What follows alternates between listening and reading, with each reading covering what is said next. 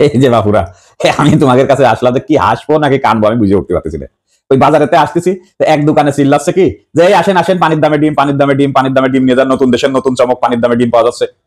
আমি একবার মনে করলাম যে আমাদের পুরোপুরি দুটো ডিম লাগে, অত বাড়ি আছে, আজকে আর ডিম কিনবো না। পরে আবার কছে আসেন আসেন, পানির দামে ডিম, পানির দামে ডিম। মনে করলাম পানির দামে মানে সস্তায় যেহেতু ডিম পাওয়া যাচ্ছে, তাহলে যাই খালি ডিম নিয়ে যাই। দাম যে হারে বাড়তেছে ডিমের, তাই আজকে খালি নিয়ে গেলে মনে হয় ভালো হবে না। গেছি যাই কছে আগো ওই আমার ওই খালি ডিম দাও।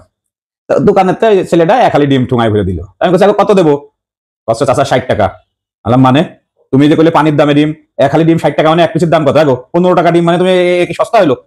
আচ্ছা চাচা বুড়ো হয়ে গেছেন তো, পুরোনো দিনের গল্প ভুলে যান। পানির দাম মানে কি দেখেন, এই যে এক বোতল পানির দাম 15 টাকা, আর এই যে একটা ডিম 15 টাকা, তাহলে কি হলো? পানির দামে ডিম পেলেন না? আপডেট হন চাচা, আপডেট হন। বাপুরে, আমি তো শুনে আমি তো তাজ্জব বনি, আমি কি কব কিছু বুঝে উঠতে পারছি না। আগো তাহলে আমার এই ডিমটা লাগবে না গো।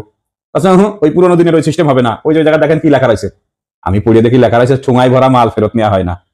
ক বাপু, আমি সেই পানির দামে ডিম কিনে বাড়ি আলাম গো।